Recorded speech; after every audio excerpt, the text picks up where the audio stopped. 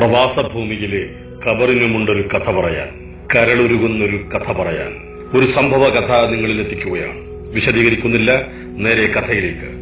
സഹൃദയരായ ഓരോ ആളെയും റേഡിയോ നിഷാദിന് വേണ്ടി സ്വാഗതം ചെയ്യുന്നു.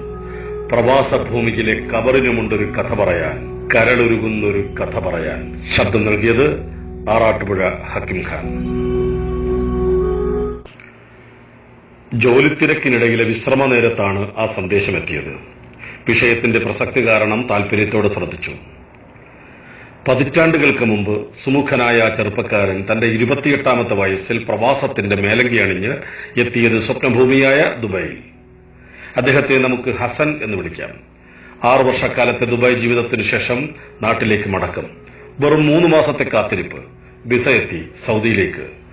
റിയാദിൽ കല്യാണ മണ്ഡപം ഉൾപ്പെടെയുള്ള ഒരു വിശ്രമ കേന്ദ്രത്തിലാണ് ജോലി. എല്ലാം നോക്കിക്കണ്ട് ചെയ്യുന്ന തൊഴിലാളിയെ അറബിക്കും മക്കൾക്കും ഏറെ ഇഷ്ടമായി. ദീർഘമായ 22 വർഷങ്ങൾ അവിടെ ജോലി ചെയ്തു. ഏറ്റവും മാന്യമായ ശമ്പളവും സൗകര്യങ്ങളും ആനുകൂല്യങ്ങളും ലഭിച്ചിരുന്നു. എന്നിട്ടും ലഭ്യമായ സമയങ്ങളിൽ മറ്റുള്ളവരുടെ വാഹനം കഴുകിക്കൊടുത്തും മറ്റും പരമാവധി പണം അദ്ദേഹം സമ്പാദിച്ചു. ഇതിനിടയിൽ വിവാഹം, മക്കൾ. എല്ലാ രക്ഷകർത്താക്കളെയും പോലെ നെഞ്ചു നിറയെ സ്നേഹവും വാത്സല്യവും നൽകി അദ്ദേഹം മക്കളെ വളർത്തി, പഠിപ്പിച്ചു. പെൺമക്കളെ യോഗ്യരായവരെ കൊണ്ട് നല്ല നിലയിൽ വിവാഹം കഴിപ്പിച്ചു. ഓരോ റിയാലും സ്വരുക്കൂട്ടി ഭാര്യയുടെ പേരിൽ അയച്ചു കൊടുത്തുകൊണ്ടിരുന്നു. ഈയിടെയായി ഷുഗർ ഇത്തിരി കൂടുതലാണ്. ആ സമയത്താണ് പെട്ടെന്നൊരു നെഞ്ചുവേദന. മറ്റുള്ളവർ അറിയിച്ചപ്പോഴേക്കും അറബിയും മക്കളും പാഞ്ഞുവന്ന് ആശുപത്രിയിൽ അഡ്മിറ്റ് ചെയ്തു. അടിയന്തിരമായി സർജറി വേണം. ഷുഗർ നോർമലാകാൻ കാത്തിരുന്നു. ദിവസങ്ങൾക്കുള്ളിൽ സർജറി നടത്തി. അറബി കുടുംബം അദ്ദേഹത്തിന് എല്ലാ പരിചരണവും നൽകി. ഡിസ്ചാർജ് ചെയ്തപ്പോൾ നേരെ കൊണ്ടുപോയത് അവരുടെ വീട്ടിലേക്ക്. ഔട്ട് ഹൌസിൽ എല്ലാ സജ്ജീകരണവും അവർ ഏർപ്പാട് ചെയ്തിരുന്നു. പ്രാഥമിക കാര്യങ്ങൾ ചെയ്യുവാൻ പോലും സഹായത്തിന് മറ്റാരെയും നിർത്താതെ സ്നേഹനിധിയായ ആ അറബിയും മകനും എല്ലാം ഏറ്റെടുത്ത് ചെയ്തുകൊണ്ടിരുന്നു. ഹസൻ സാഹിബിന് നാട്ടിൽ പോകണം. ഇനി ഭാര്യയുടെയും മക്കളുടെയും സ്നേഹപരിചരണങ്ങൾ സ്വീകരിച്ച് നാടിന്റെ പച്ചപ്പിൽ ജീവിക്കണം. മനസ്സില്ലാ മനസ്സോടെ ആ അറബിയും കുടുംബവും അദ്ദേഹത്തെ യാത്രയക്കാൻ തീരുമാനിച്ചു. ശമ്പള ഇനത്തിലോ മറ്റോ ഒരു നയാ പണം കുടിശ്ശികയില്ല. ആശുപത്രിയിലെ ചെലവുകളെല്ലാം അവരാണ് നോക്കിയത്. എന്നിട്ടും 40,000 റിയാലോളം അദ്ദേഹത്തിന് നൽകി. ആ കുടുംബം ഒന്നാകെ എയർപോർട്ടിലെത്തി അദ്ദേഹത്തെ യാത്രയാക്കുമ്പോൾ നല്ലവനായ അറബി തന്റെ ജീവനക്കാരനെ കെട്ടിപ്പിടിച്ച് കരയുകയായിരുന്നു. കൂട്ടിനായി നാട്ടിലേക്ക് ഹസൻ സാഹിബിനൊപ്പം അദ്ദേഹത്തിന്റെ ആ അറബിയുടെ മകനും വന്നു. നാട്ടിലെ പ്രമുഖ ആശുപത്രിയിൽ കാണിച്ച് നിർദ്ദേശങ്ങൾ സ്വീകരിച്ച് എല്ലാ ഏർപ്പാടും ചെയ്തതിനു ശേഷം അറബിയുടെ മകൻ മടങ്ങി. ഇപ്പോൾ ഹസൻ സാഹിബ് വീട്ടിലാണ്. പണമെല്ലാം ഭാര്യയുടെ പക്കലുമാണ്. ആഴ്ചകൾക്കുള്ളിൽ താൻ കറവ പറ്റിയ വെറും മൃഗമാണെന്ന് അദ്ദേഹം മനസ്സിലാക്കി കഴിഞ്ഞിരുന്നു. വീടിന്റെ പിന്നാമ്പുറത്തെ ഇടുങ്ങിയ മുറിയിലേക്ക് അദ്ദേഹം ഒതുങ്ങിക്കൂടാൻ ഏറെ നാളുകൾ വേണ്ടി വന്നില്ല. ഇതിനിടയിലാണ് കാല് മുറിയുന്നത്. ഷുഗർ കൂടുതലാണ്, കാല് പഴുക്കുന്നുണ്ട്. ഭാര്യയോടും മക്കളോടും അപേക്ഷിച്ചു ആശുപത്രിയിൽ കൊണ്ടുപോകാൻ. കേട്ട ഭാവം അവരാരും നടിച്ചില്ല. എങ്ങനെയൊക്കെയോ അടുത്തുള്ള സർക്കാർ ആശുപത്രിയിൽ അദ്ദേഹം എത്തി. ഡോക്ടറെ കണ്ടു. നല്ല പരിചയം.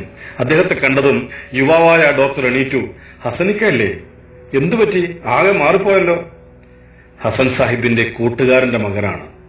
ഇയാളുടെ ബാപ്പയും മുമ്പ് റിയാദിലുണ്ടായിരുന്നു. പലതവണ ആ വീട്ടിൽ പോയിട്ടുണ്ട്.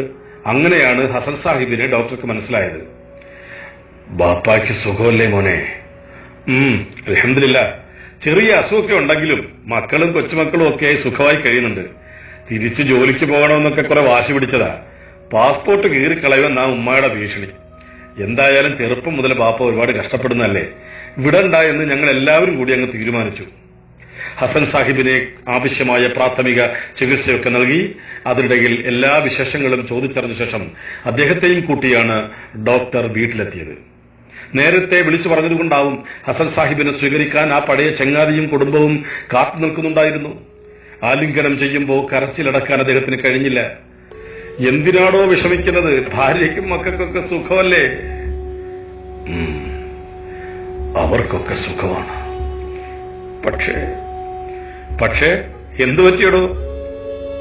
മറുപടിയായി ഹസൻ സാഹിബ് പൊട്ടിക്കരയായിരുന്നു.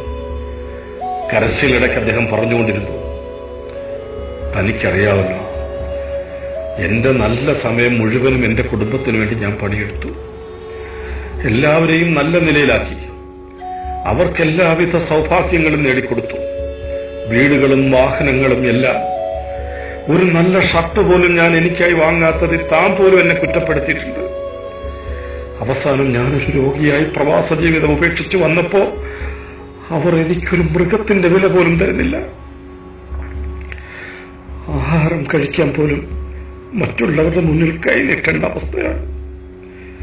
ആശുപത്രിയിൽ വരാനുള്ള വഴിച്ചെലവിന് വേണ്ടിയുള്ള കാശ് പോലും ഇല്ലായിരുന്നു എന്റെ കയ്യിൽ. ഒരയൽക്കാരൻ തന്ന പണം കൊണ്ടാണ് ഞാൻ ഗവൺമെന്റ് ആശുപത്രിയിൽ വന്നത്.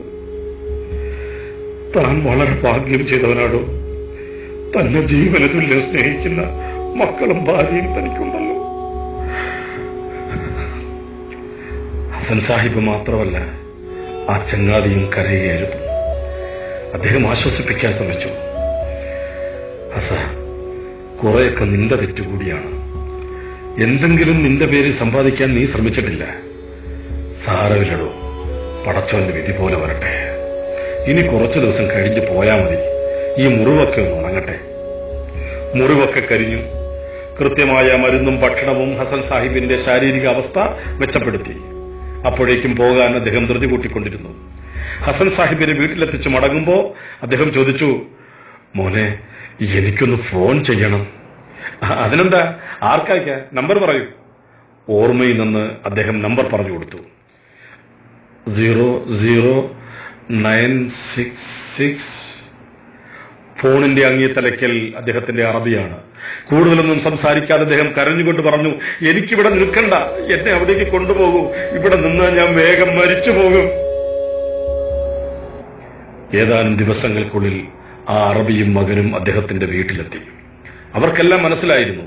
യാത്രയ്ക്കുള്ള എല്ലാ ഏർപ്പാടുകളും ചെയ്ത് ഏറെ വൈകാതെ അവരോടൊപ്പം ഹസൻ സാഹിബും വീണ്ടുമെത്തി പ്രവാസ ഭൂമിയിൽ. വർഷങ്ങൾ പിന്നെയും കഴിഞ്ഞു. ഹസൻ സാഹിബിന് തീരെ വയ്യ. ആശുപത്രിയിൽ അഡ്മിറ്റാണ്. സന്ദർശിക്കാനെത്തിയ പരിചയക്കാരനായ ആളോട് അദ്ദേഹം പറഞ്ഞു, മോനെ, മുറിയിലെ അലമാരയിൽ കുറച്ച് പണവും ഒരു കത്തുമുണ്ട്. നീ അതെടുത്ത് യുക്തമായത് ചെയ്യണം. എന്റെ മക്കളെ ആരെങ്കിലും എന്നെങ്കിലും കണ്ടാൽ നീ പറയണം, അവരോട് ഈ ബാപ്പായ്ക്ക് യാതൊരു വിരോധവുമില്ലെന്ന്. അല്പദിവസത്തിനകം തന്നെ ആ മനുഷ്യൻ ഈ ലോകത്തോട് യാത്ര പറഞ്ഞു. ഇന്നാലില്ല. മയ്യത്തടക്കുവാനുള്ള അനുവാദം തേടി 2 ദിവസം കുടുംബവുമായി ബന്ധപ്പെടാൻ ശ്രമിച്ചിട്ടും ആ മക്കളോ ഭാര്യയോ ഒരു താല്പര്യവും കാണിച്ചില്ല. അങ്ങനെ ഹസൻ സാഹിബിന് പ്രവാസ ഭൂമിയിൽ കബറൊരുങ്ങി. അറബിയും മക്കളും നെഞ്ചുപൊട്ടുന്ന വേദനയിലാണ്. അവരെല്ലാവരും കൂടി ആ പരിചയക്കാരനുമായി അദ്ദേഹത്തിന്റെ മുറിയിലെത്തി. അലമാരയിൽ നിന്നും കുറച്ച് പണം, ഒരു കത്ത്, തലയണക്കടിയിൽ നിന്നും ഭാര്യയുടെയും മക്കളുടെയും ഫോട്ടോ, മക്കളുടെ കുട്ടിക്കാലം മുതലുള്ള വിവിധ ഫോട്ടോകൾ. കൂടെ വന്ന ആ ചെറുപ്പക്കാരൻ ആ കത്ത് പൊട്ടിച്ചു വായിച്ചു. എന്റെ ഭാര്യയും മക്കളും അറിയുന്നതിന് നിങ്ങൾക്ക് എന്നോട് പിണക്കമാണെന്ന് എനിക്കറിയാം. പക്ഷെ എനിക്കതിന് സാധിക്കില്ലല്ലോ. എന്നോട് ഇങ്ങനെയൊക്കെ ചെയ്യാൻ എന്ത് തെറ്റാ ഞാൻ നിങ്ങളോട് ചെയ്തത്?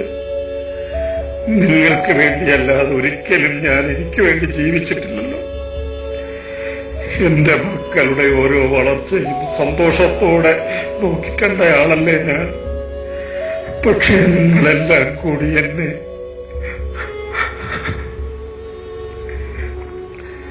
മക്കളെ, നിങ്ങളുടെ ഉമ്മയെങ്കിലും നിങ്ങൾ നല്ല രീതിയിൽ നോക്കണം. ഇങ്ങനെയൊക്കെ എന്നോട് കാണിക്കുന്നെങ്കിലും അവൾ പാവമാണ്. ബാപ്പായ്ക്ക് വേണ്ടി നിങ്ങൾ പ്രാർത്ഥിക്കണം. അസ്സലാമു അലൈക്കും. അവിടെ നിന്നും ലഭ്യമായ റിയാൽ മാറിയപ്പോ 10,45,000 രൂപ ലഭിച്ചു. നാട്ടിലേക്ക് ലീവിന് പോയപ്പോ ആ തുകയുമായി അദ്ദേഹം ഹസൻ സാഹിബിന്റെ അദ്ദേഹത്തിന്റെ ഭാര്യയുടെയും മക്കളുടെയും വീട്ടിലെത്തി. ബന്ധുക്കളുടെ കൂടി സാന്നിധ്യത്തിൽ ആ തുക കൈമാറി. ഇതാ നിങ്ങളുടെ വാപ്പയുടെ വിയർപ്പിന്റെ അവസാനത്തെ വിഹിതം. അദ്ദേഹത്തോട് ഇത്രയും നാൾ കാണിച്ചതിനും മരണപ്പെട്ടു എന്നറിഞ്ഞിട്ടും എത്രയും വേഗം അടക്കം ചെയ്യാൻ അനുവാദം നൽകാതെ 2 ദിവസം ആ ശരീരം അവിടെ വെച്ച് താമസിപ്പിച്ചതിനും പടച്ചവൻ നിങ്ങളോട് പൊറുക്കട്ടെ. വർഷങ്ങൾ കഴിയുന്നു. ആ കുടുംബത്തിന് പിന്നീട് ഒരുപാട് ദുരന്തങ്ങൾ പേരേണ്ടി വന്നതായി അറിയുന്നു. കഥ അല്ല, ജീവിതം വായിച്ചു തീർന്നു. പ്രിയമുള്ളവരെ, പ്രവാസികളിൽ 90% പേരും കുടുംബത്തിന് വേണ്ടി മാത്രം കഷ്ടപ്പെടുന്നവരാണ്. നല്ല ആഹാരം കഴിക്കാതെ, നല്ല വസ്ത്രം ധരിക്കാതെ, രോഗങ്ങൾ പോലും വകവയ്ക്കാതെ ഏത് അസുഖവും ഒരു പനഡോളിൽ ഒതുക്കി മാറ്റിവെക്കുന്ന പണം കുടുംബത്തിന്റെ സന്തോഷത്തിന് വേണ്ടി ചെലവഴിക്കുന്നവരാണ് പ്രവാസികൾ. പ്രവാസ ജീവിതം അവസാനിപ്പിച്ച് നാട്ടിൽ ചെല്ലുമ്പോ തന്റെ കുടുംബം തന്നെ ഒരു അന്യനെ പോലെ കാണുമ്പോ ഏതൊരാളും തകർന്നു പോകും. ഇത്രയും കാലത്തെ പ്രവാസ ജീവിതത്തിൽ തനിക്കായി ഒന്നും സമ്പാദിച്ചില്ല, രോഗമല്ലാതെ. ഇതാണ് ഭൂരിഭാഗം പ്രവാസികളുടെയും ജീവിതം.